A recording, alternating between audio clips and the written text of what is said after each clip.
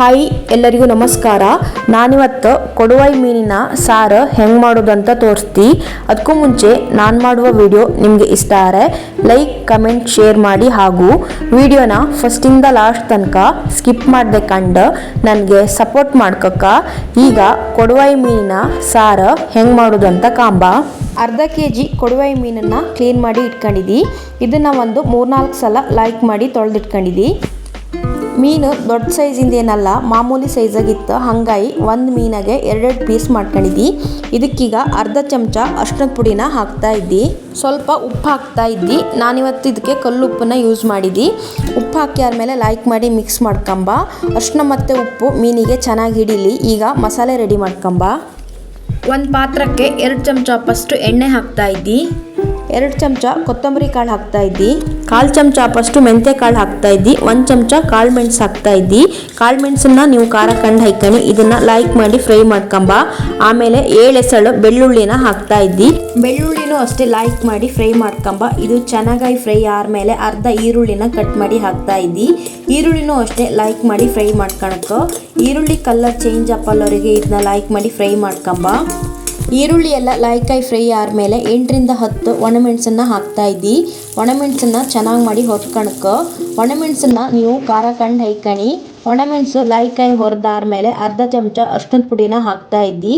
ಅರಿಶಿಣದ ಪುಡಿ ಹಾಕಿ ಆದಮೇಲೆ ಇದನ್ನ ಸ್ವಲ್ಪ ಹೊತ್ತು ಲೈಕ್ ಮಾಡಿ ಫ್ರೈ ಮಾಡ್ಕೊಂಬ.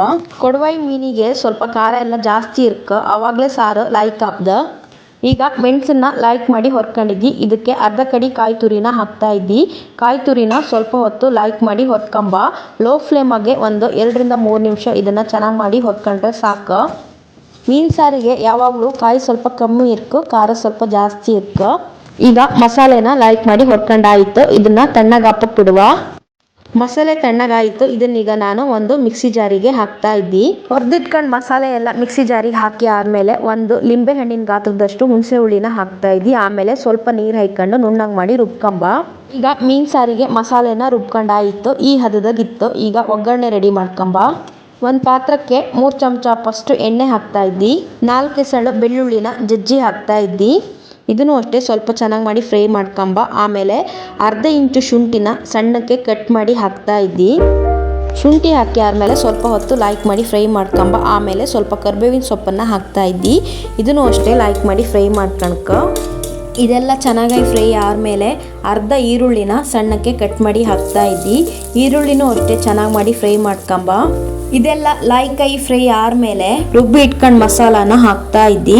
ಮಸಾಲ ಹಾಕಿ ಆದಮೇಲೆ ಸಾರಿನ ಹದಕ್ಕೆ ನೀರು ಎಷ್ಟು ಬೇಕಂದ್ಕೊಂಡು ನೀರು ಹಾಕ್ಕೊಂಡು ಆಮೇಲೆ ಒಂದ್ಸಲ ಲೈಕ್ ಮಾಡಿ ಮಿಕ್ಸ್ ಮಾಡ್ಕೊಳಕ. ಇದು ಚೆನ್ನಾಗಿ ಮಿಕ್ಸ್ ಆದಮೇಲೆ ರುಚಿಗೆ ತಕ್ಕಷ್ಟು ಕಲ್ಲು ಉಪ್ಪನ್ನ ಹಾಕ್ತಾ ಇದ್ದಿ. ಉಪ್ಪು ಹಾಕಿ ಆದಮೇಲೆ ಒಂದ್ಸಲ ಲೈಕ್ ಮಾಡಿ ಮಿಕ್ಸ್ ಮಾಡ್ಕೊಂಡು ಸುಮಾರು 4-5 ನಿಮಿಷ ಖಾರನ ಕೊಯ್ಸ್ಕೊಂಬ. ಸುಮಾರು ಹೊತ್ತಾಯಿತು. ಖಾರ ಲೈಕಾಗಿ ಕೊದ್ದಿತ್ತು. ಇದನ್ನು ಸೌಟಾಗೆ ಒಂದ್ಸಲ ಚೆನ್ನಾಗಿ ಮಾಡಿ ಮಿಕ್ಸ್ ಮಾಡ್ಕೊಂಡು ಅರಿಶಿಣ ಮತ್ತು ಉಪ್ಪು ಹಾಕಿ ಕಲಸಿ ಇಟ್ಕೊಂಡು ಮೀನನ್ನು ಹಾಕ್ತಾ ಇದ್ದಿ. ಈ ಮೀನು ಸ್ವಲ್ಪ ಸಪ್ಪೆ ಇರುತ್ತೆ, ಹಾಗಾಗಿ ಸ್ವಲ್ಪ ಉಪ್ಪು ಜಾಸ್ತಿ ಹಾಕಕ್ಕೆ. ಕೊಡುವೈ ಮೀನು ಆರೋಗ್ಯಕ್ಕೂ ತುಂಬ ಒಳ್ಳೆಯದು ಮತ್ತು ಇದ್ರಾಗೆ ನಂಜಿನ ಅಂಶ ಇಪ್ಪದಿಲ್ಲ. ಮೀನು ಹಾಕಿ ಆದಮೇಲೆ 3-4 ನಿಮಿಷ ಇದನ್ನು ಚೆನ್ನಾಗಿ ಮಾಡಿ ಬೇಯಿಸ್ಕೊಂಬ. ಈಗ ಸಿಂಪಲ್ಲಾಗಿ ಹಾಗೂ ರುಚಿಯಾಗಿ ಮಾಡಿದ ಕೊಡುವೈ ಮೀನಿನ ಸಾರು ರೆಡಿಯಾಯಿತು. ಕೊಡುವೈ ಮೀನಿನ ಸಾರನ್ನು ಬೇರೆ ಬೇರೆ ವಿಧಾನದಾಗ ಮಾಡ್ತಾರೆ. ನಾನಿವತ್ತು ತುಂಬ ಸಿಂಪಲ್ಲಾದ ವಿಧಾನದಾಗೆ ಹೆಂಗೆ ಮಾಡೋದು ಅಂತ ತೋರಿಸಿದ್ದಿ. ನಿಮಗೆ ಈ ರೆಸಿಪಿ ಇಷ್ಟ ಇದ್ದರೆ ನೀವು ಮನೆ ಟ್ರೈ ಮಾಡಿ. ಹಾಗೆ ನಮ್ಮ ಬದಿಯಾಗೆ ಈ ಮೀನಿಗೆ ಕೊಡುವೈ ಮೀನು ಅಂತ ಹೇಳ್ತಾರೆ. ನಿಮ್ಮ ಬದಿಯಾಗೆ ಈ ಮೀನಿಗೆ ಎಂಥ ಹೆಸರು ಕರೀತ್ರಂತ ಕಮೆಂಟ್ ಮಾಡಿ. Thank you.